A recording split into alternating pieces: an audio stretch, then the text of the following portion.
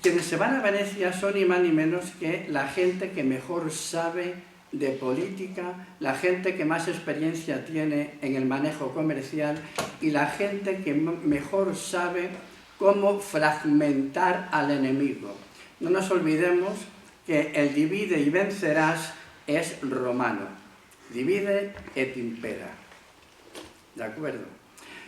Entonces, en esos años, en los 10 primeros años del siglo XVI, se producen una serie de acontecimientos muy importantes. Un poquito tiempo antes se produce el descubrimiento de América.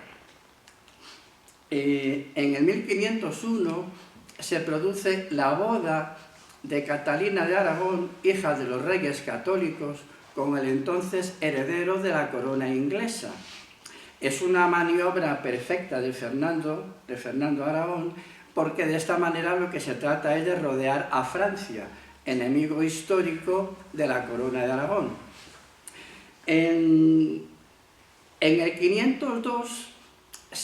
501 se produce también el viaje de Nicolás de Obando a América, a la española, donde ya prácticamente lleva la réplica de España a América.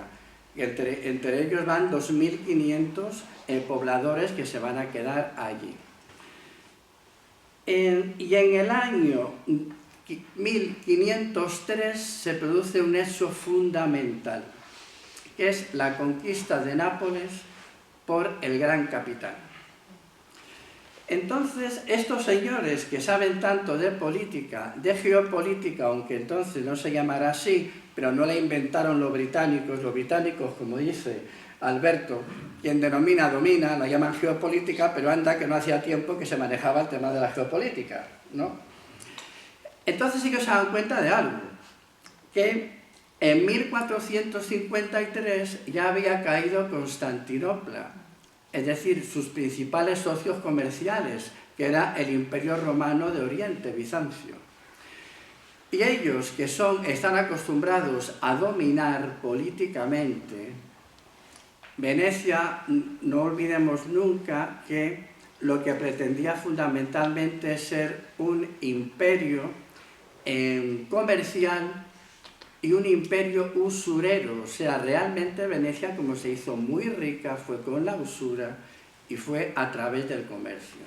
Pero se da cuenta que el eje fundamental ya no está en el Mediterráneo, que el eje se mueve al Atlántico.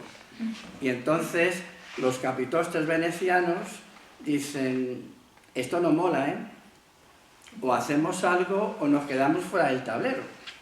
Algo tenemos que hacer. Y entonces empiezan a hacer. Y desde ese momento, Venecia tiene claro que su principal enemigo son dos. Y ahora os diré cuáles son y por qué. En el año 1508, el papado se da cuenta que Venecia está adquiriendo demasiado poder y tiene miedo que tenga una influencia mayor en lo que es la península itálica. No nos olvidemos que detrás del papado están los patricios que se fueron a la vera del papa, porque quien realmente le da poder temporal al papa son los patricios romanos que se refugiaron ante él. Antes el papa era un poder fundamentalmente religioso.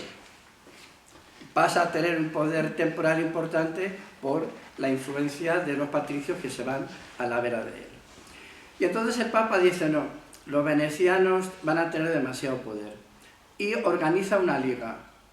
Y en esa liga participa, como no, el reino de Aragón, que si bien es cierto que ya estaban casados, estaba ya Fernando, pero, como todos sabemos, cada estructura seguía por separado, ¿no? Aragón y Castilla. Participa Aragón, si bien fueron castellanos también, en la liga de Cambrai. Venecia es vapuleada hasta decir basta. Venecia perdió todos los territorios que tenía y se quedó otra vez recluida en esos islotes que tienen el Adriático. Pero cosas del papado y de los otros patricios que están con el papado, el papa cambia la alianza y decide que no quiere destruir a Venecia. porque en el fondo lo que tiene miedo es al poder que está adquiriendo España, porque se encuentra con que Sicilia ya es española, Cerdeña es española y Nápoles ya es española porque la acaba de conquistar hacía poco tiempo el gran capitán. No nos olvidemos que Nápoles va de la mitad de la bota hasta el final, no es lo que hoy entendemos por Nápoles. Entonces Venecia pega un giro y en ese momento Venecia se da cuenta que su enemigo, porque además Fernando quiso ir y acabar de destrozar a Venecia, porque Fernando, hablo de nuestro Fernando, claro, tenía muy claro lo que era Venecia, pero al final no pudo ser. Entonces Venecia tiene claro que los enemigos son el papado, pero sobre todo España. Sobre todo España.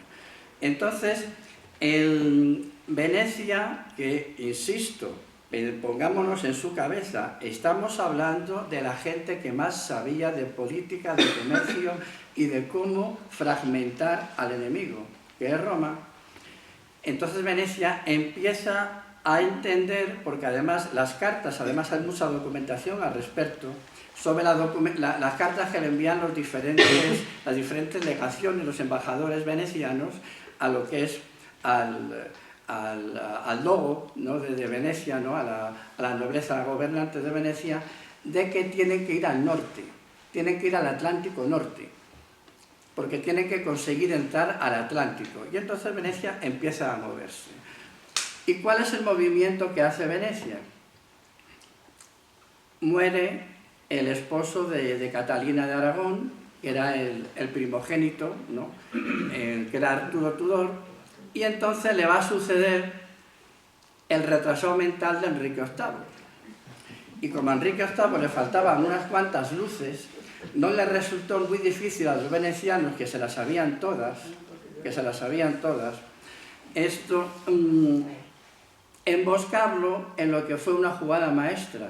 Y es decir, Enrique VIII, como no tenía un hijo varón, está empeñado en que quiere tener un hijo varón, le colocaron a Ana Bolena y se volvió loco con Ana Bolena, y entonces al final él se quiere casar con Ana Bolena, como todos sabemos, pero el papado no se lo permite.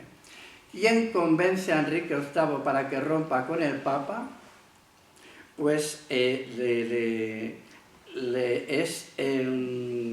Zorzi, que es tío de Contarini, una persona clave en Venecia, luego hablaremos de él, que va a Inglaterra para explicarle a Enrique VIII que su matrimonio con Catalina no es legal.